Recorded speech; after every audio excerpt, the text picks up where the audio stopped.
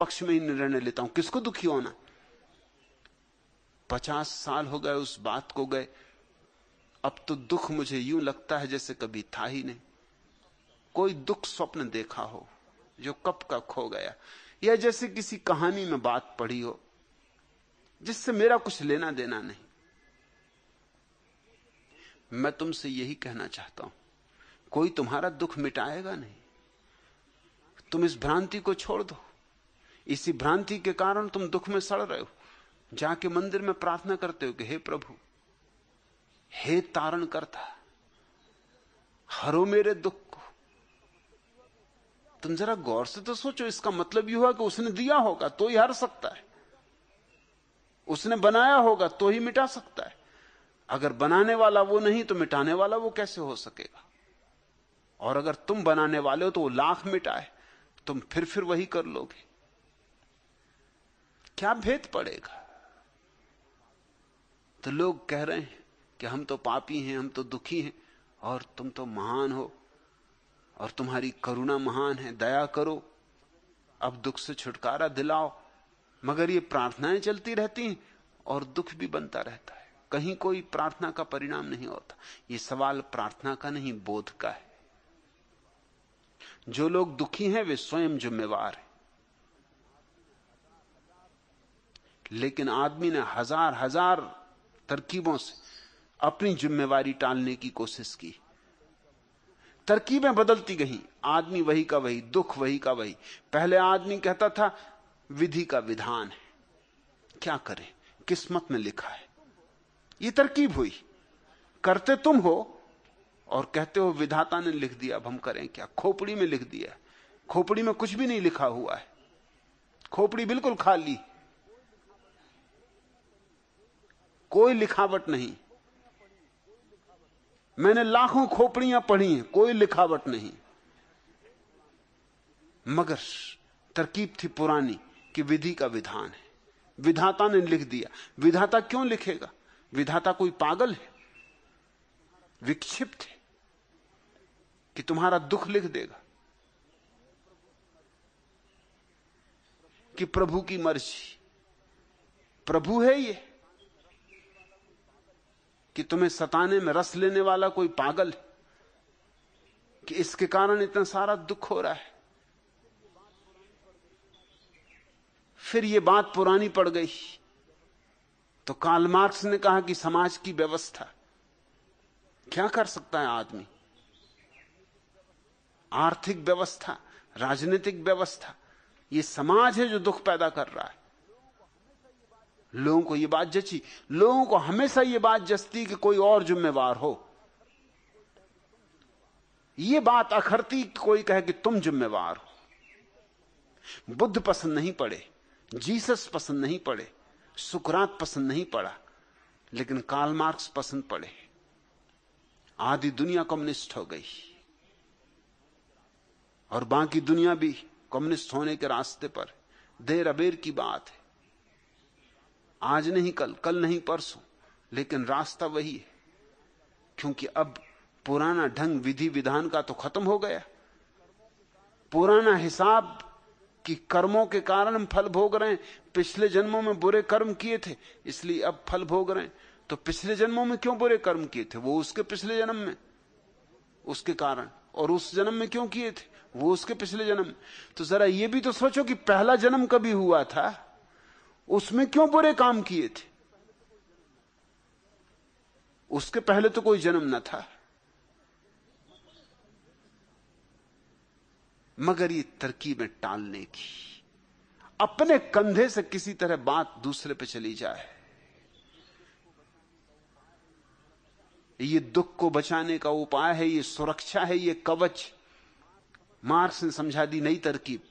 Marks समझता है कि उसने कोई क्रांति ला दी, कुछ क्रांति नहीं लाई, सिर्फ शब्द बदल दिए।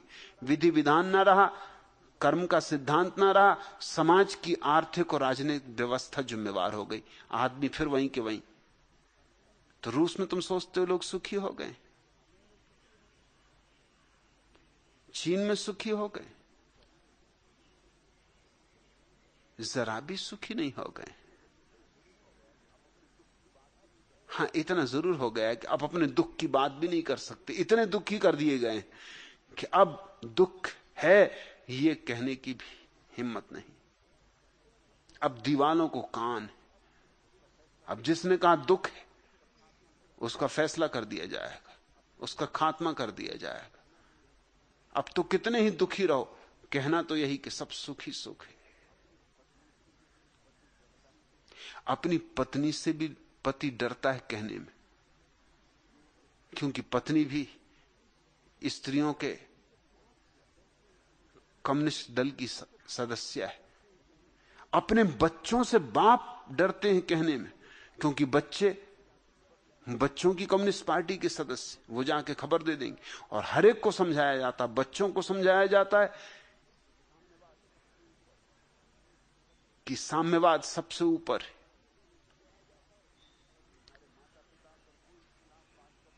तुम्हारे माता पिता अगर कोई खिलाफ बात करते हो फौरन खबर करो। पत्नियों को समझाया जाता है कि पति तो संयोगिक बात है, असली चीज साम्यवाद है, समाजवाद है, सर्वोपरि बात वही है। अगर पति कुछ खिलाफ बात करते हो खबर करो। हर एक घर में जासूस बैठ गए। दुख भारी है, लेकिन कोई कुछ कह नहीं सकता, कोई कुछ बोल नहीं सकता। मैंने सुना कि कुत्तों की एक प्रदर्शनी थी पेरिस में, रूसी कुत्ते भी भाग लेने आए थे। फ्रेंच कुत्तों ने पूछा कि भाई रूस के कुछ हालचाल कहो, बड़ी मुश्किल से रूसियों से मिलना होता है। तो कुत्तों ने कहा आनंद ही आनंद है, सुख ही सुख है, स्वर्ग है। लेकिन जब प्रदर्शनी खत्म होने लगी तो रूसी कुत्तों ने फ्रेंच कुत्तों से कहा कि कोई तरकीब बताओ कि अब हमें रूस न जाना पड़े। तो उन्होंने कहा अरे स्वर्ग ही स्वर्ग है, सुख ही सुख है, रूस क्यों नहीं जाना चाहते? तो उन्होंने कहा और सब तो ठीक, भौंकने की आजादी बिल्कुल नहीं। अब क्या खाक करें सुख का, जहां भौंक ही ना सकते हो। और कुत्ते का सबसे बड़ा सुख भौंकने की आजादी होनी चाहिए, विचार स्वतंत्रता। उसने कहा और सब तो ठीक है। अरे लाख मक्खन खिलाओ, मगर खाके भी क्या करेंगे जब भौंक ही नहीं सकते? आत्मा ही को मारे डाल रहे हो। अब जाने की इच्छा नहीं, यहां कम से कम भौंकने की आजादी तो है। वहां गले में सुरसुरी चलती रहती, मगर दबाए बैठे रहो, संयम साधना पड़ता है, भौंक नहीं सकते। रूस से लोग बाहर क्या निकल जाते हैं, फिर लौटना नहीं चाहते। कैसा सुख है ये! जो बाहर निकल गया वो फिर पीछे नहीं लौटता।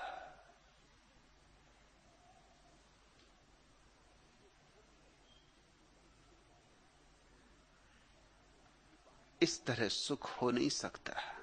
ये बात फिर टाल दी गई। सुख के लिए एक आधारभूत नियम ख्याल में लो, मैं जिम्मेवार हूं अपने दुख का, मैं निर्माता हूं, मैं सृष्टा हूं। न कोई पिछला जन्म, न कोई भाग्य, न कोई भगवान, न कोई समाज, न कोई व्यवस्था। मैं, मेरा अहंकार, मेरी मूढ़ता, मेरा अज्ञान, मेरी मूर्छा। कष्ट होता है इस बात को स्वीकार करने में, पीड़ा होती इस बात को स्वीकार करने में, मगर इस पीड़ा को जो स्वीकार कर लेता है उसके जीवन में क्रांति की शुरुआत है।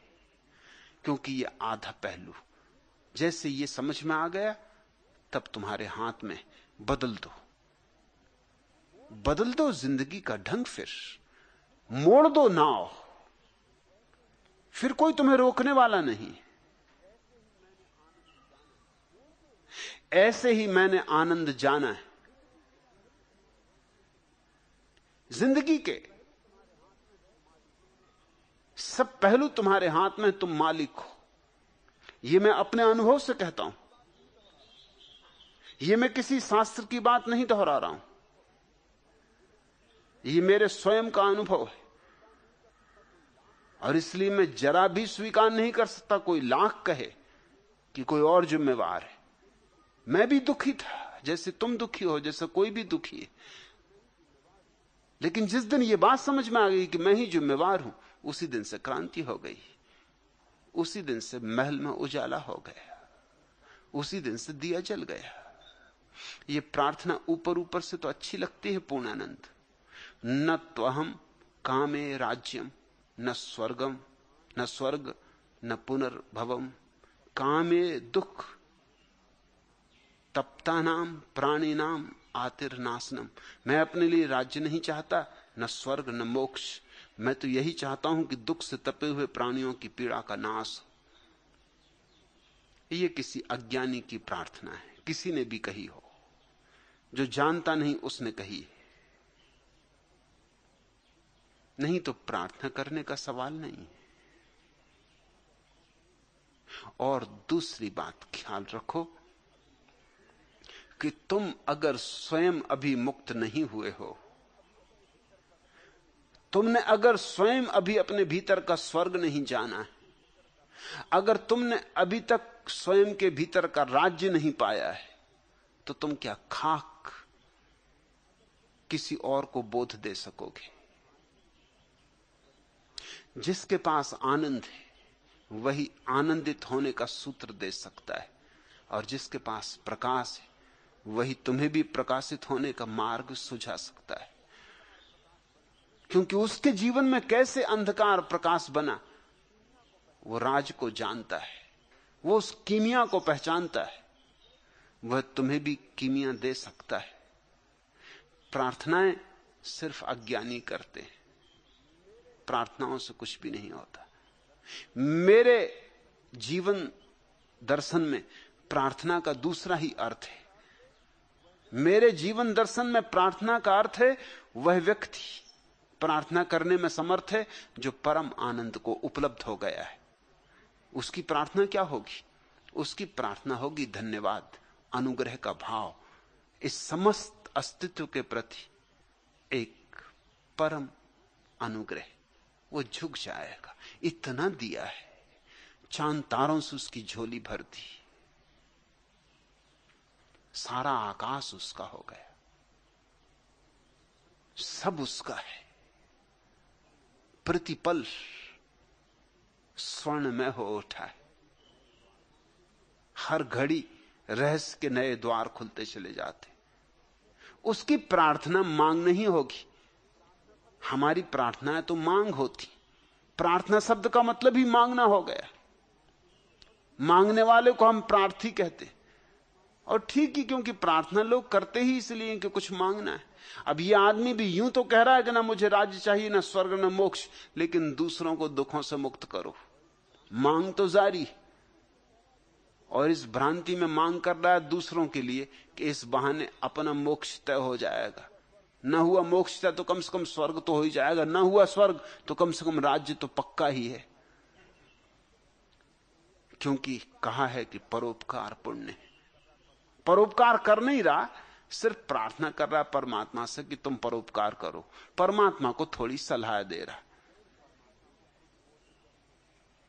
जैसे परमात्मा को खुद बोध ना हो, जैसे इन सज्जन को परमात्मा को बोध देना आवश्यक हो।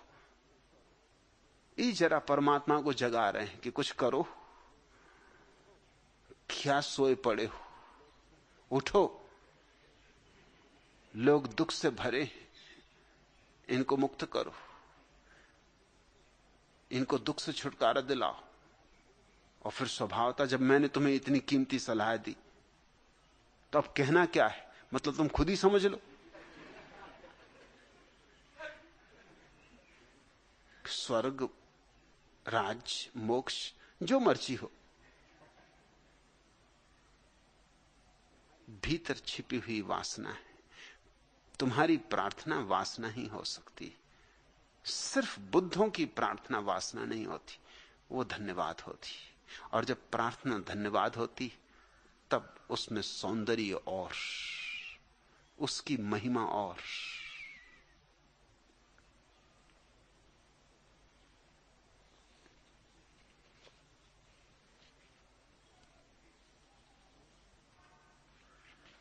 तीसरा प्रश्न, भगवान, मैं एक 25 वर्षीय अविवाहित युवक हूं। बचपन से मेरे मन में जीवन को महानता के शिखरों पर ले चलने के आदर्श उथल पुथल मचाते रहे। बाहु बांधे, सीना ताने, गेरुआ वस्त्रों में लिपटे स्वामी विवेकानंद की जगमगाती मूर्ति मेरे मानस पटल पर सदा अंकित रहती और उन जैसा बनने की तथा संपूर्ण जगत में धर्म पताका फहराने की भावनाएं मेरे हृदय में हिलोरें लेती।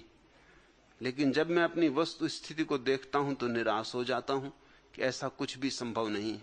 वे जन्मजात महान पुरुष थे, मैं उनके समकक्ष कभी खड़ा नहीं हो सकता। अब मैं आपके यहां आया हूं, क्या मेरी मनोकामना पूरी होगी? मेरे जैसे अनेकों और भी मेरे मित्र हैं जिनके यही भाव हैं और जो जीवन में कुछ सार्थक करना चाहते हैं। भगवान आपकी क्या देशना है। अखिलेश।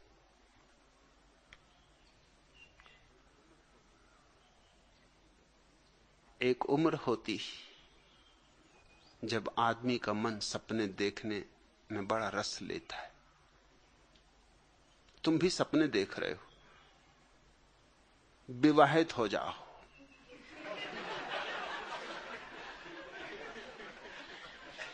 सब चौकड़ी भूल जाओगे। विवाह अद्भुत औषधि है। इन्होंने इस औषधि ने किस किस के छक्के नहीं छुड़ा थी। सब भूल भाल जाओगे। प्रेमिका ने अपने प्रेमी के सीने पर सिर रखते हुए बड़े प्रेम से कहा, डार्लिंग, मैं शादी के बाद तुम्हारे सारे दुख अपना लूंगी। पर मुझे तो कोई दुख है ही नहीं, प्रेमी ने कहा। मैं आपकी नहीं बल्कि शादी के बाद की बात कर रही हूं, प्रेमिका ने उत्तर दिया। एक बार शादी तो हो जाए।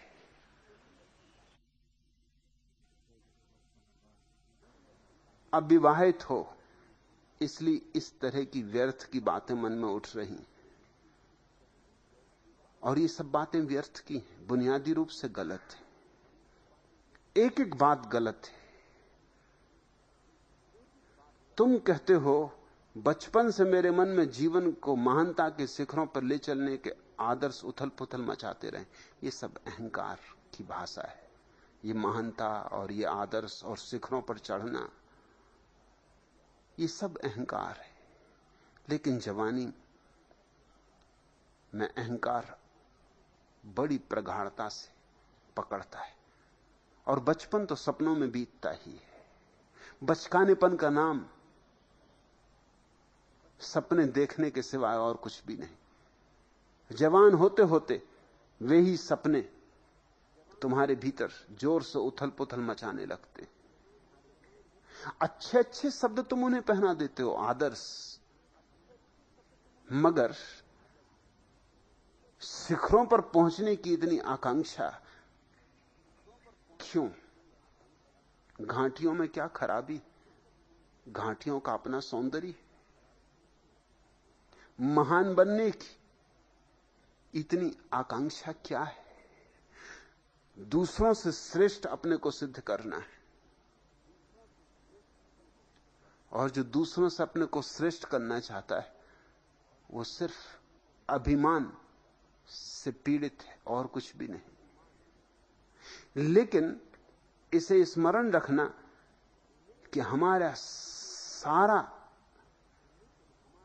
जीवन का जो जो गलत है वो भी बड़े बड़े अच्छे सुंदर वस्त्रों में आता है ताकि पहचान में ना आ सके। मुखौटे लगा लेता है। हर युवक अहंकार की महत्वाकांक्षा से पीड़ित होता है और उसको अच्छे वस्त्र पहना देता है। तुम कहते हो बाहु बांधे, सीना ताने, गेरुआ वस्त्रों में लिपटे स्वामी विवेकानंद की जगमगाती हुई मूर्ति मेरे मानस पटल पर सदा अंकित रहती, और उन जैसा बनने की तथा संपूर्ण जगत में धर्म पताका फहराने की भावनाएं मेरे हृदय में हिलोरन लेती। तुम्हें धर्म का कुछ पता है कि तुम धर्म की पताका फहरा दोगे? तुम्हें यह भी मालूम कि विवेकानंद को भी धर्म का कुछ पता था कि पताका ही फहराते रहे? तुम्हें धर्म का पता नहीं, तुम कैसे पहचानोगे कि विवेकानंद को भी धर्म का पता था या नहीं? हां, सीना ताने, बाहुएं फैलाए, अकड़ के खड़े हुए विवेकानंद की तस्वीर तुमने देखी होगी, वो प्रभावित की होगी। तो वैसे करना हो तो दंड बैठक लगाओ भैया, धर्म से क्यों? धर्म ने तुम्हारा क्या बिगाड़ा? अंडा मांस मछली खाओ। विवेकानंद मांसाहारी थे।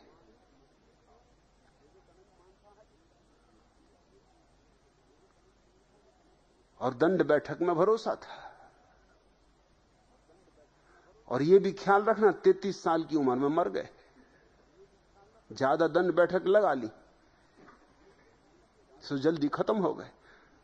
पहलवान अक्सर गलत वक्त पे मरते और बुरी बीमारियों से मरते। तुमने गामा का नाम सुना? मरे 6 रोग से, भयंकर सड़ के मरे। दुनिया के सारे पहलवानों की दुर्गति होनी ही है, क्योंकि शरीर के साथ जबरदस्ती करने का ही नाम तो पहलवानी। दंड बैठक क्या है? मारो जबरदस्ती, भुजाओं को जबरदस्ती किसी भी तरह खींचतान करो। तस्वीरें तुम देखते हो, पंजाब केसरी और मिस्टर यूनिवर्स, जरा उनकी तस्वीरें देखते हो, ये तुम्हें स्वाभाविक आदमी की तस्वीरें मालूम पड़ती? ये आदमी की तस्वीरें मालूम पड़ती कि जंगली जानवरों की?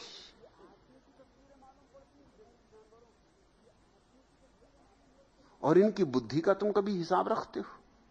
जैसे मोहम्मद अली जैसे आदमी के पास बुद्धि जैसी भी कोई चीज होती? अरे बुद्धि ही हो तो घूसीबाजी में जिंदगी कोई गंवाए, मारे और मार खाए, सार क्या है? मगर तुम्हें विवेकानंद की तस्वीर बहुत जची। भारत के सारे युवकों को विवेकानंद की तस्वीर बहुत जचती, क्योंकि विवेकानंद ने भारत के अहंकार को खूब पोषित किया। बड़ी घोषणा कर दी सारे जगत में कि भारत महान है, भारत का धर्म महान है। और धर्म का विवेकानंद को कोई पता नहीं था। धर्म का पता रामकृष्ण को जरूर था। रामकृष्ण वही है जहां बुद्ध, जहां महावीर, जहां कृष्ण, जहां पतंजलि। विवेकानंद की कोई हैसियत नहीं। मगर तुम रामकृष्ण से प्रभावित नहीं, क्योंकि बेचारा ना तो पहलवान जैसा लगता है, सीधा साधा आदमी, ग्रामीण, इससे कौन प्रभावित होने वाला? ये विवेकानंद लठ लिए खड़े, धर्म की पताका फहरा रहे। ये हिंदू अहंकार के प्रतीक हो गए, ये हिंदू दंभ के समर्थक हो गए। और इन्होंने जो कहा है उसमें कुछ भी मूल्यवान नहीं, उसमें कुछ भी अनुभव की बात नहीं। हां, शास्त्रों की तोता रटंत बातें, और शास्त्रों के लिए आधुनिक तर्क देने की कोशिश है, शास्त्रों को नया तार्किक लिबास पहनाने की चेष्टा है, मगर बचकानी, क्योंकि खुद का कोई अनुभव नहीं। विवेकानंद को मरने तक कोई परम अवस्था का बोध नहीं हो गया था, लेकिन अच्छे संगठक थे और तुम जैसे युवकों की ही कतार इकट्ठी कर ली थी। न उन्हें पता था धर्म का, न उन युवकों को कोई पता था धर्म का। इसलिए रामकृष्ण की जो महिमापूर्ण देशना थी वो विवेकानंद के कारण नष्ट हो गई। रामकृष्ण को बहुत गलत आदमी मिल गया। इस दुनिया में बहुत बार ऐसा हुआ है, जीसस के साथ ऐसा हुआ, गलत आदमी मिल गए। मजबूरी थी, कोई और उपलब्ध ना थे, जो मिले उन्हीं से बात करनी पड़ी। और उन गलत लोगों ने ईसाइयत को जन्म दिया, जो कि जीसस से बिल्कुल विपरीत है, जिसका जीसस से कोई भी संबंध नहीं। महावीर को गलत लोग मिल गए।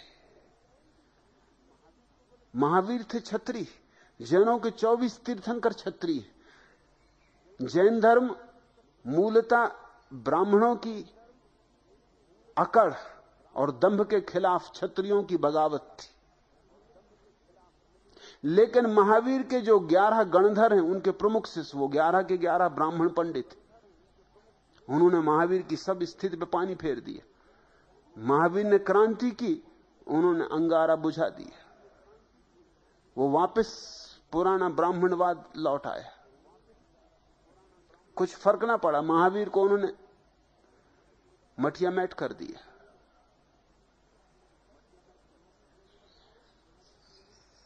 कभी कभी संयोग से ऐसा हुआ है कि ठीक व्यक्ति मिले, जैसे लाओत्सु को च्वांग तसु जैसा शिष्य मिला, जो उसी कोटि का है जिस कोटि के लाओत्सु, और च्वांग तसु को लीह तजु जैसा शिष्य मिला, जो उसी कोटि का है जैसा च्वांग तसु।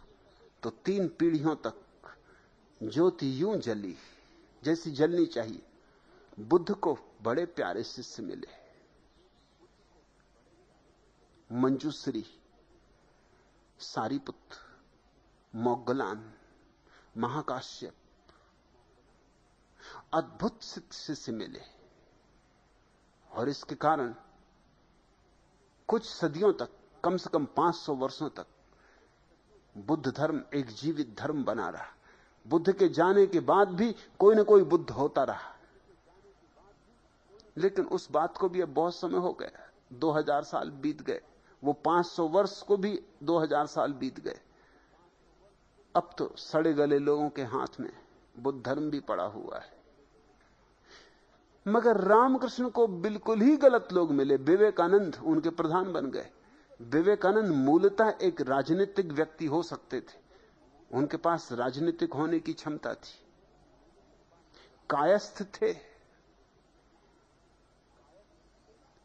कायस्थ शब्द बड़ा प्यारा है, काया में स्थित। सुनिश्चित ही सीना ताने, मुट्ठियां बांधे, गेरुआ वस्त्रों में लिपटे, डंडा पकड़े। कायस्थ का यह लक्षण ही होने वाला। ये कोई स्वस्थ आदमी नहीं थे, कायस्थ थे, शरीर में स्थित थे। मगर तुम शरीर से ही प्रभावित होते हो, क्योंकि तुम भी शरीर में स्थित हो। अखिलेश, तुम कायस्थ तो नहीं?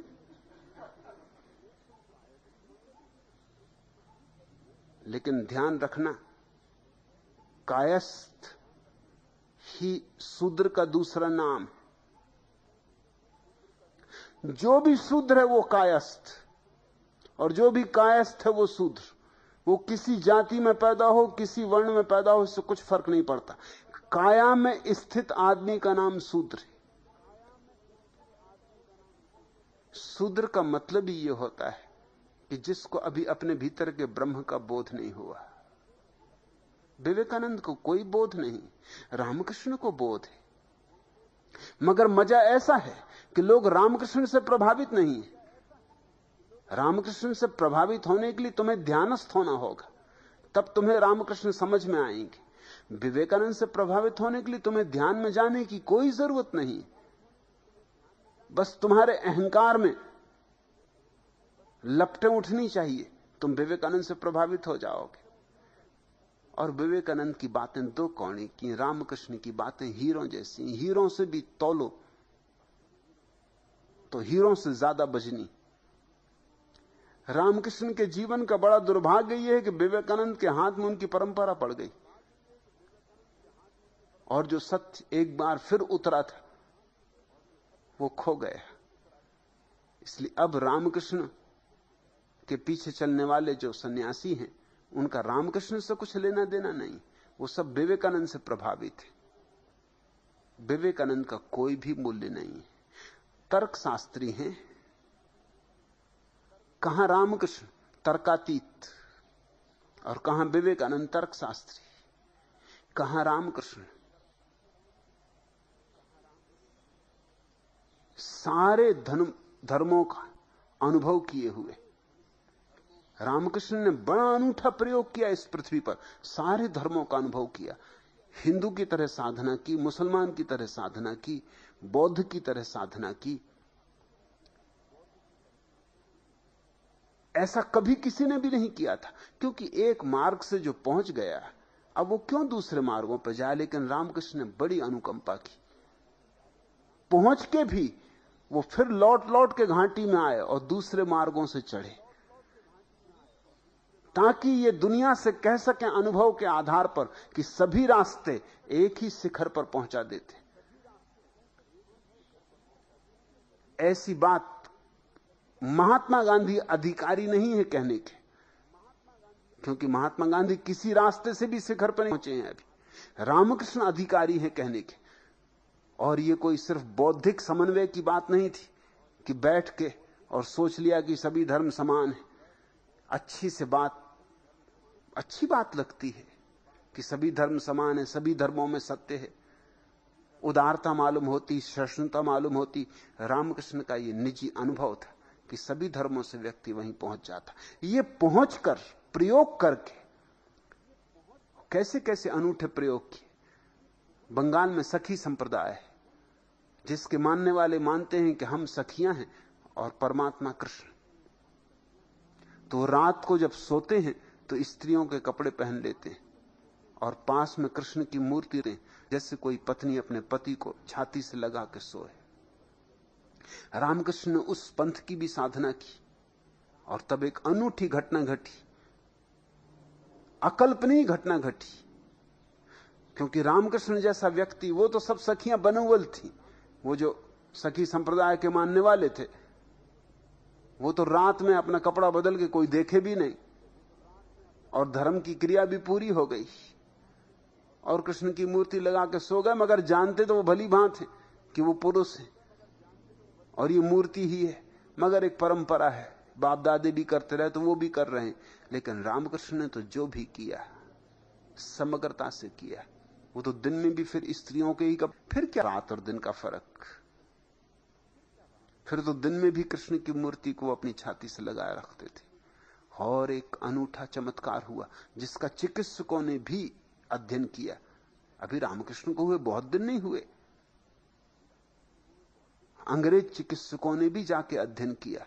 रामकृष्ण के स्तन बढ़ गए, स्त्रियों जैसे हो गए। तुमने कुछ तस्वीरें देखी होंगी रामकृष्ण की जिनमें स्तन बिल्कुल स्त्रियों जैसे। ऐसी भाव की दशा थी कि जो सोचा वो होने लगा।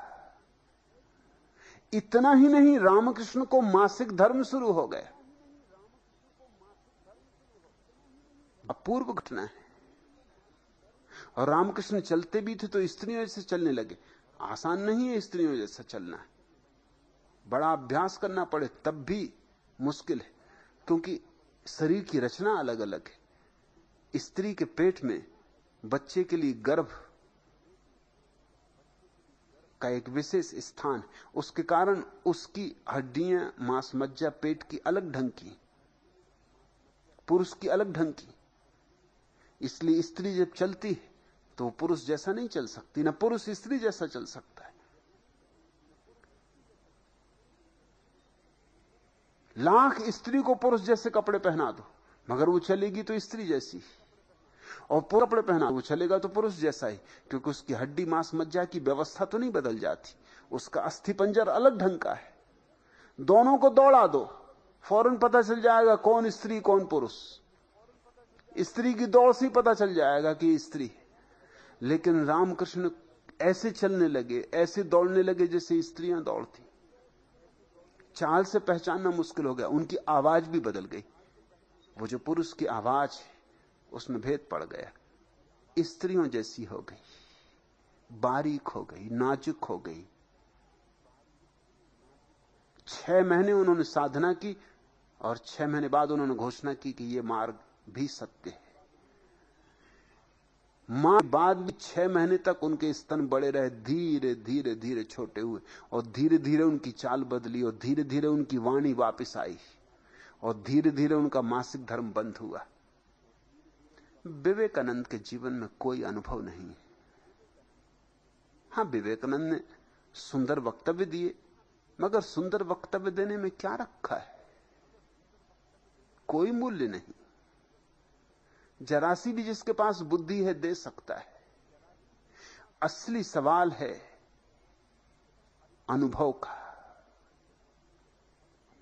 छोटा सा अनुभव विवेकानंद को समाधि का हुआ था, इसका उल्लेख है, मगर उसका भी उन्होंने गलत उपयोग किया तत्क्षण। रामकृष्ण के आश्रम में दक्षिणेश्वर में कालू नाम का एक भक्त था, गरीब आदमी, देहाती आदमी, और भक्ति उसकी ऐसी थी कि बेचारे को दिन भर लग जाता था, क्योंकि उसने अपने कमरे में सब देवी देवताओं की मूर्तियां रख छोड़ी थी। जो मिल गई मूर्ति, जिसने कह दिया कि ये देवता की मूर्ति वही ले आए और रखता जाए। उसके कमरे में खुद को सोने को जगह नहीं रही थी, बाहर सोता था, क्योंकि कमरे में तो देव देवताओं ने अड्डा जमा लिया था। और वो सबकी पूजा करता और भाव से पूजा करता। ऐसा नहीं था कि जल्दी जल्दी ली थाली और इधर से उधर घुमा के 2 मिनट में बाहर आ गए। नहीं तो 33 करोड़ देवताओं हो तो 5 मिनट में निपट जाती। सबके सामने जरा जरा सी ताली घुमाई, कोई रोक तो सकता नहीं कि अब कहां जा रहा है, पूरी पूजा करो। राम राम कहते या मंत्र गुनगुनाते हुए सबके सामने ताली घुमा दी, जरा सा सबको सुगंध दे दी, सबके सामने जल्दी से प्रसाद लगा दिया, एक एक फूल सबकी खोपड़ी पर रख दिया, निपटारा हो गए। मगर वो बड़े भाव से पूजा करता है एक एक मूर्ति की। कभी कभी शाम हो जाती, दिन भर पूजा में निकल जाता, और जब पूजा पूरी हो तभी तो भोजन करे बेचारा। और कभी कभी ऐसा होता है, क्योंकि कभी दिन छोटे होते हैं, कभी दिन बड़े होते। जब दिन छोटे होते तो पूजा में ही दिन निकल जाता, तो रात को वो भोजन न करता। बड़ी हंसी आती थी इस पर कि ये कैसा मूर्ख है। कई दफे उसको समझाया कि तू किस पागलपन में पड़ा है, इन पत्थरों में कुछ भी नहीं।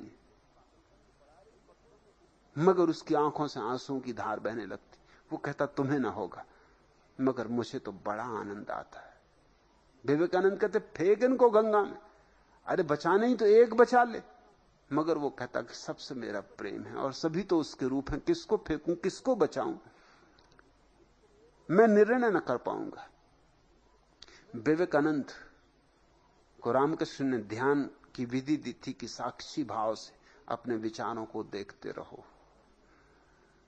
वो उस ध्यान की विधि की थोड़ी सी झलक आई, विचार समाप्त हो गए। जरा सी देर को पर्दा जैसे हटा, जैसे झरोखा खुला, एक किरण आई। मगर देखते उस किरण के आते उनको क्या ख्याल आया। उनको तत्क्षण ऐसा लगा कि इस समय अगर मैं कालू को विचार संप्रेषित कर दूं कि उठा अपनी सारी मूर्तियों को और बांध और फेंक दे गंगा में, तो जरूर वो फेंक देगा, क्योंकि ये समाधिस्थ व्यक्ति का विचार बड़ा बलशाली हो जाता है। सो उन्होंने तत्क्षण ये किया, समाधि का ये उपयोग किया। शायद इससे ज्यादा मूढ़तापूर्ण उपयोग कभी किसी व्यक्ति ने ध्यान का नहीं किया है। होना तो यह चाहिए था कि इस किरण के देखने के क्षण में उनको कालू का अर्थ समझ में आ जाता। कालू भक्त था, परम भक्त था, और उसकी अनुभव की दुनिया थी। वो गदगद था और आनंदित था। क्यों दूसरा उसमें बाधा दे? उसके जीवन में रसधार बह रही थी। मगर उनको बड़ी अड़चन थी। रामकृष्ण को कोई अड़चन ना थी। उन्होंने कभी कालू को न कहा था, बल्कि विवेकानंद को बहुत बार समझाया था कि कभी कालू को छेड़ना मत। वो सीधा साधा आदमी, वो अपनी मस्ती में मस्त है, उसके लिए यही रास्ता है। तुम उसके साथ तर्क वितर्क मत करना, उसका नुकसान मत कर देना। मगर उनको जैसे ही ये पहला अनुभव हुआ, जरा सा द्वार खुला समाधि का, कि उन्होंने तत्क्षण विचार प्रेषण किया, ये उपयोग किया। कहा कि एक कालू बांध पोटली अपने सब देवी देवताओं को, फेंक गंगा में। रामकृष्ण बाहर पंचवटी में बैठे थे। उन्होंने देखा ये सब हो रहा है कि विवेकानंद के कमरे से ये विचार प्रेषित किया गया है। वो भागे। कालू ने सब पोटली बांध के जा ही रहा था गंगा की तरफ। रोका कि कहां जाता है। उसने कहा सब बेकार है, कोई सार नहीं। आज बात समझ में आ गई। कहते थे आपने मुझे कभी नहीं कहा। रामकृष्ण का तू जरा ठहर, ये तेरा विचार नहीं, ये तू नहीं बोल रहा है, तू रुक, मैं भी तुझे बताता हूं। जाके विवेकानंद के द्वार पर दस्तक दी, दरवाजा खुला और विवेकानंद को कहा कि तूने क्या किया, तूने क्यों कालू को ये विचार भेजा, ये विचार संप्रेषित क्यों किया? ये समाधि का उपयोग है, ये दुरुपयोग हो गया। तो बस अब इससे आगे समाधि तेरी बढ़ेगी नहीं। मैं तेरी चाबी रखे लेता हूं। तब कालू को समझ में आया, उसका विचार नहीं था, वो विचार अपनी पूजा कर रहा था, सरल चित्त आदमी। ये विचार प्रेषित हो गया, संप्रेषित हो गया, उसके भीतर पहुंच गया। और चूंकि इसमें थोड़ा सा समाधि का बल था, ध्यान का बल था, वो एकदम आच्छादित हो गया। उससे कहा रामकृष्ण ने, जा रख अपनी मूर्तियां सजा, ये देख विवेकानंद का विचार था। और विवेकानंद से कहा क्षमा मांग कालू से। क्षमा मंगवाई और विवेकानंद से कहा कि बस यहीं तेरा ध्यान रुका रहेगा, अब आगे नहीं बढ़ेगा। और वहीं विवेकानंद का ध्यान रुका रहा। मरने के 3 दिन पहले अपने एक पत्र में उन्होंने लिखा है अपने भक्त को कि मैं समाधि को अनुभव नहीं कर पाया हूं। अब उसने चाबी रख ली थी, वो फिर मुझे नहीं मिली।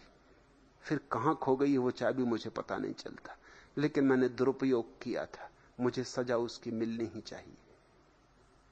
तुम विवेकानंद से नहीं प्रभावित हो, तुम अपने अहंकार के लिए आभूषण चाहते हो, इसलिए विवेकानंद से प्रभावित हो। और तुम कहते हो उन जैसा बनने की तथा संपूर्ण जगत में धर्म पताका फहराने की भावनाएं हृदय में हिलोरें लेती। कृपा करो इन हिलोरों को शांत करो। कुछ वो पताका फहरा गए, कुछ तुम पताका फहरा देना।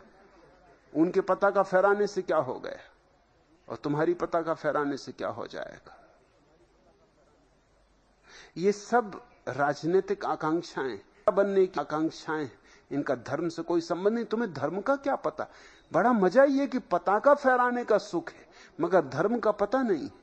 पहले धर्म तो जानो, फिर पताका अपने से फहर जाएगी, फहरनी होगी, नहीं फहरनी होगी, नहीं फहरेगी, तुम्हें क्या लेना देना। तुम्हारा धर्म तुम्हें अनुभव हो जाए। अपने को पहचानो, इन व्यर्थ की बकवासों में ना पड़ो। और अच्छा ही है कि तुम विवेकानंद नहीं बन सकते, नहीं तो नकली। असली भी कुछ कीमत के ना थे तो नकली तो किस कीमत के होंगे? वो खुद ही कार्बन कॉपी थे, तुम कार्बन कॉपी की कार्बन कॉपी होगे। मौलिक होना चाहिए व्यक्ति को। अपने को खोजो कि मैं कौन हूं, किसी। और फिर इससे अपराध भाव पैदा होता। तुम कहते हो वे जन्मजात महान पुरुष थे। कोई दुनिया में जन्मजात महापुरुष नहीं होता।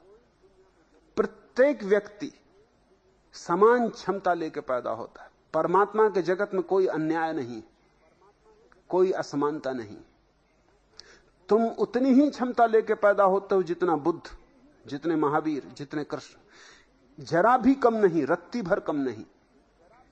लेकिन अपनी संभावनाओं को खोजना होता है। ध्यान में लगो, धर्म की पताका वगैरह फहराने का उपद्रव न करो, नहीं तो झंडा ऊंचा रहे हमारा, बस उसी तरह के आदमी हो जाओगे। अब तुम कहते हो अब आपके यहां आया हूं, क्या मेरी मनोकामना पूरी होगी? कभी नहीं। तुम तो गलत जगह आ गए। यहां मैं किसी की अहंकार को भरने के लिए किसी तरह का सहारा नहीं देता। यहां तो तुम्हारा अहंकार टूटेगा, यहां तो तुम्हारा झंडा बिल्कुल गिरा दिया जाएगा, डंडे सहित।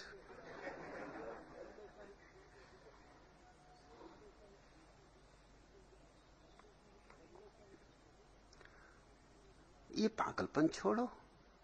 नेता बनने का आग्रह छोड़ो। नेता समझाने लगे, सुनो बुला की दास, मैं मत हो कभी उदास, मत हो कभी उदास, धैर्य रखो सुख दुख में, कुछ भी नहीं असंभव इस वैज्ञानिक युग में। ले लो ऐनक हरे रंग की शीशे वाली, जिधर देखिए उधर दिखाई दे हरियाली। अब तुम्हें पता की फैरानी हो तो बात अलग, तो फिर नेता हो जाओगे। और नेता कि क्या स्थिति विचारों की, यहां देखते तो हो झंडा उठाए कितने लोग घूमते फिरते थे, सब नेता हो गए, और क्या परिणाम मुल्क को भोगना पड़ रहा है।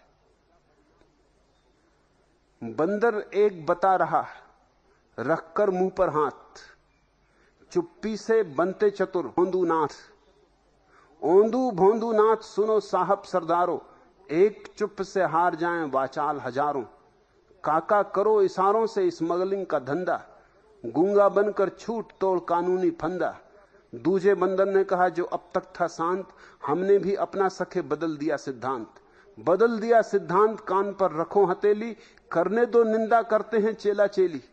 अवसरवादी बनो परिस्थिति देखो जैसी, मंत्री पद के आगे दल की ऐसी तैसी। बंदर बोला तीसरा करके आंखें बंद, रिश्वत खाओ प्रेम से भज राधे गोविंद, भज राधे गोविंद माल उनका सो अपना, वेद शास्त्र कह रहे जगत को जानो सपना।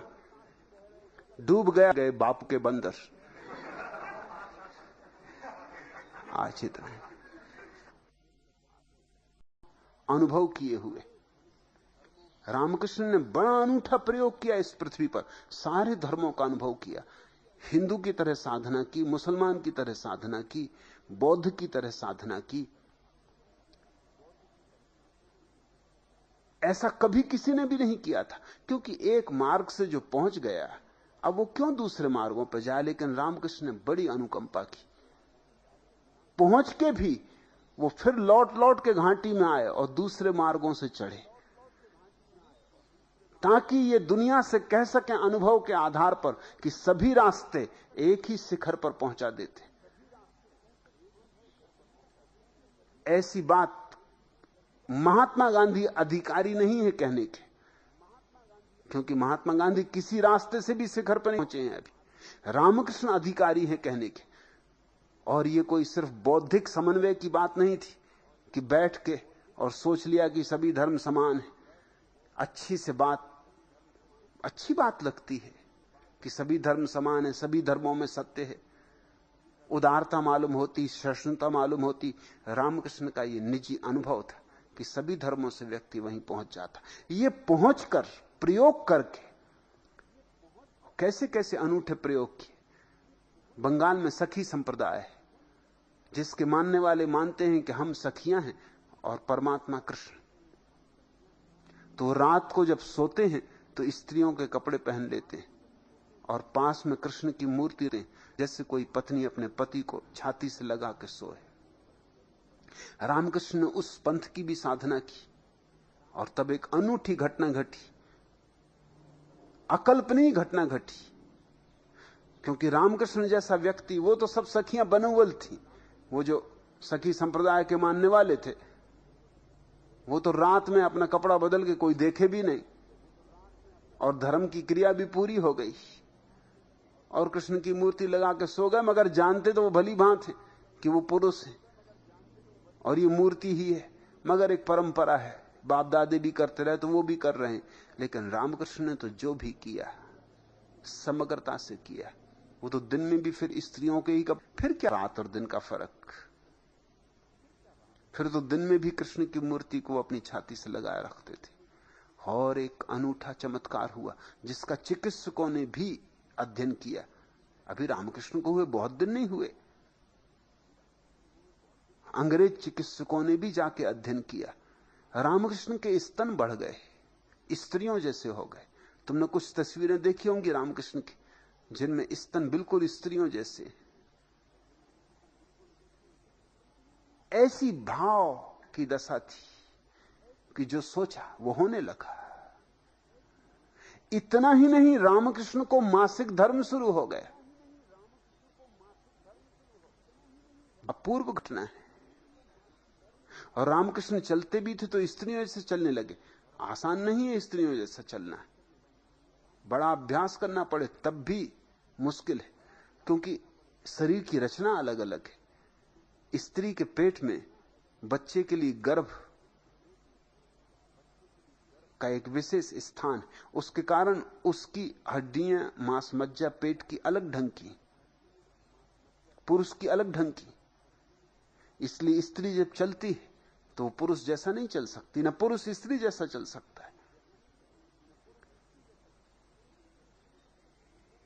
लाख स्त्री को पुरुष जैसे कपड़े पहना दो, मगर वो चलेगी तो स्त्री जैसी, और पूरे कपड़े पहना वो चलेगा तो पुरुष जैसा ही, क्योंकि उसकी हड्डी मांस मज्जा की व्यवस्था तो नहीं बदल जाती, उसका अस्थिपंजर अलग ढंग का है।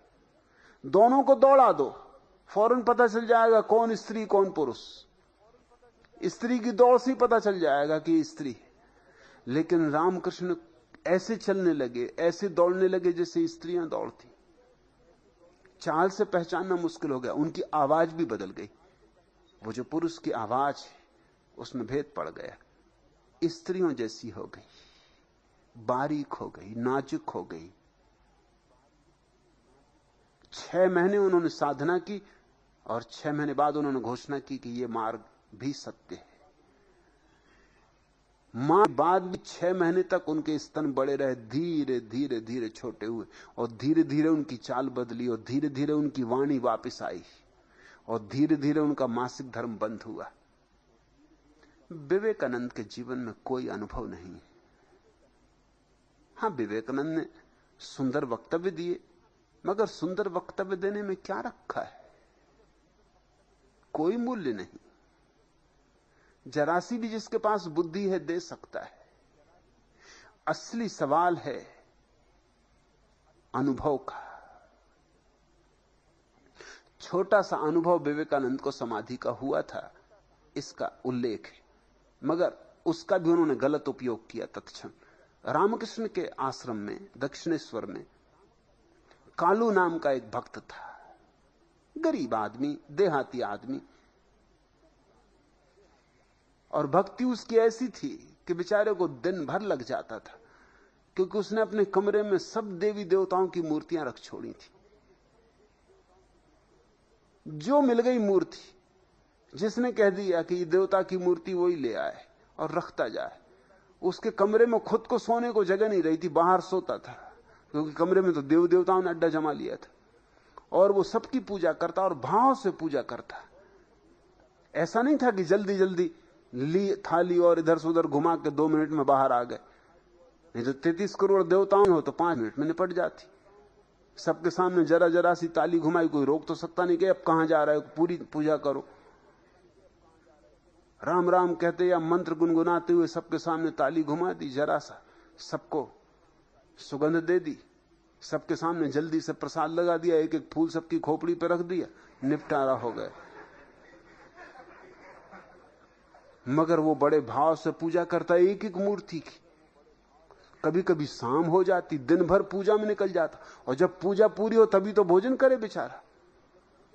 और कभी कभी ऐसा होता है, क्योंकि कभी दिन छोटे होते हैं, कभी दिन बड़े होते। जब दिन छोटे होते तो पूजा में ही दिन निकल जाता, तो रात को वो भोजन न करता। बड़ी हंसी आती थी इस पर कि ये कैसा मूर्ख है। कई दफे उसको समझाया कि तू किस पागलपन में पड़ा है, इन पत्थरों में कुछ भी नहीं। मगर उसकी आंखों से आंसुओं की धार बहने लगती। वो कहता तुम्हें ना होगा, मगर मुझे तो बड़ा आनंद आता है।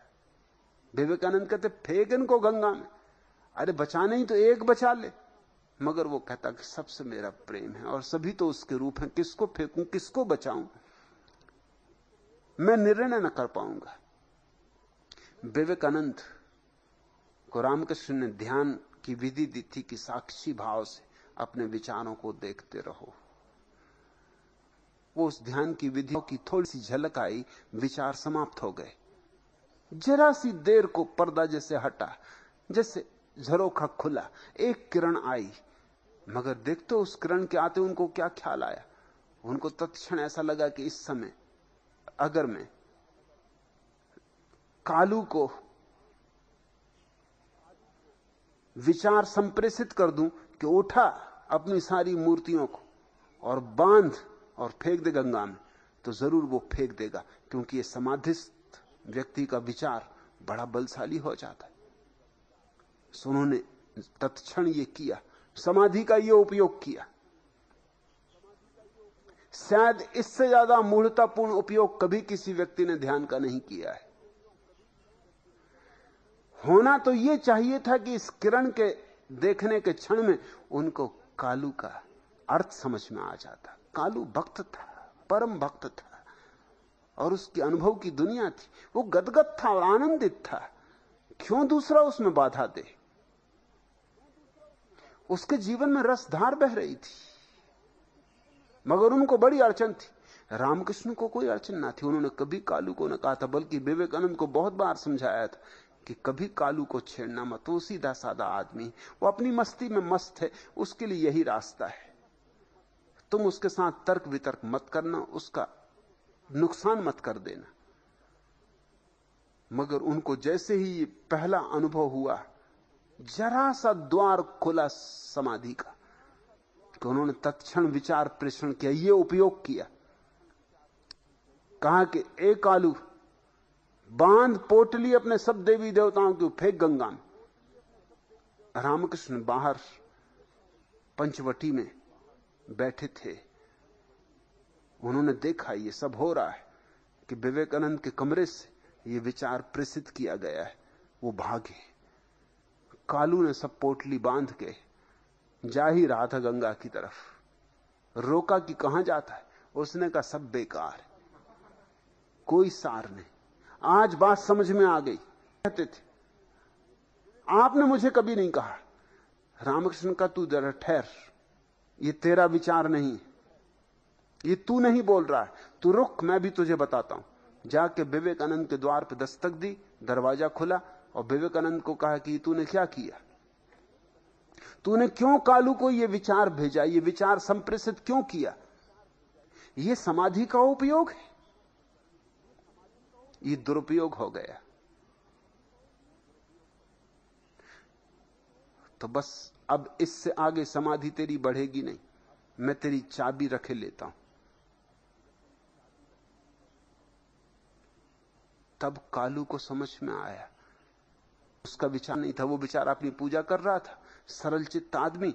ये विचार प्रेषित हो गया, संप्रेषित हो गया, उसके भीतर पहुंच गया। और चूंकि इसमें थोड़ा सा समाधि का बल था, ध्यान का बल था, वो एकदम आच्छादित हो गया। उससे कहा रामकृष्ण ने, जा रख अपनी मूर्तियां सजा, ये देख विवेकानंद का विचार था। और विवेकानंद से कहा क्षमा मांग कालू से। क्षमा मंगवाई और विवेकानंद से कहा कि बस यहीं तेरा ध्यान रुका रहेगा, अब आगे नहीं बढ़ेगा। और वहीं विवेकानंद का ध्यान रुका रहा। मरने के 3 दिन पहले अपने एक पत्र में उन्होंने लिखा है अपने भक्त को कि मैं समाधि को अनुभव नहीं कर पाया हूं। अब उसने चाबी रख ली थी, वो फिर मुझे नहीं मिली। फिर कहां खो गई है वो चाबी मुझे पता नहीं चलता, लेकिन मैंने दुरुपयोग किया था, मुझे सजा उसकी मिलनी ही चाहिए। तुम विवेकानंद से नहीं प्रभावित हो, तुम अपने अहंकार के लिए आभूषण चाहते हो, इसलिए विवेकानंद से प्रभावित हो। और तुम कहते हो उन जैसा बनने की तथा संपूर्ण जगत में धर्म पता का फहराने की भावनाएं हृदय में हिलोरें लेती। कृपा करो इन हिलोरों को शांत करो। कुछ वो पता का फहरा गए, कुछ तुम पता का फहरा देना। उनके पता का फहराने से क्या हो गया और तुम्हारी पता का फहराने से क्या हो जाएगा? ये सब राजनीतिक आकांक्षाएं, बनने की आकांक्षाएं, इनका धर्म से कोई संबंध नहीं। तुम्हें धर्म का क्या पता? बड़ा मजा ये कि पता का फहराने का सुख है, मगर धर्म का पता नहीं। पहले धर्म तो जानो, फिर पता का अपने से फहर जाएगी, फहरनी होगी। नहीं फहरनी होगी, नहीं फहरेगी, तुम्हें क्या लेना देना। तुम्हारा धर्म तुम्हें अनुभव हो जाए। अपने को पहचानो, इन व्यर्थ की बकवासों में ना पड़ो। और अच्छा ही है कि तुम विवेकानंद नहीं बन सकते, नहीं तो नकली। असली भी कुछ कीमत के ना थे तो नकली तो किस कीमत के होंगे? वो खुद ही कार्बन कॉपी थे, तुम कार्बन कॉपी की कार्बन कॉपी होगे। मौलिक होना चाहिए व्यक्ति को, अपने को खोजो कि मैं कौन हूं, किसी। और फिर इससे अपराध भाव पैदा होता। तुम कहते हो वे जन्मजात महान पुरुष थे। कोई दुनिया में जन्मजात महापुरुष नहीं होता। प्रत्येक व्यक्ति समान क्षमता लेकर पैदा होता है। परमात्मा के जगत में कोई अन्याय नहीं, कोई असमानता नहीं। तुम उतनी ही क्षमता लेकर पैदा होते हो जितना बुद्ध, जितने महावीर, जितने कृष्ण। जरा भी कम नहीं, रत्ती भर कम नहीं। लेकिन अपनी संभावनाओं को खोजना होता है। ध्यान में लगो, धर्म की पताका वगैरह फहराने का उपद्रव न करो, नहीं तो झंडा ऊंचा रहे हमारा, बस उसी तरह के आदमी हो जाओगे। अब तुम कहते हो अब आपके यहां आया हूं, क्या मेरी मनोकामना पूरी होगी? कभी नहीं। तुम तो गलत जगह आ गए। यहां मैं किसी की अहंकार को भरने के लिए किसी तरह का सहारा नहीं देता। यहां तो तुम्हारा अहंकार टूटेगा, यहां तो तुम्हारा झंडा बिल्कुल गिरा दिया जाएगा, डंडे सहित।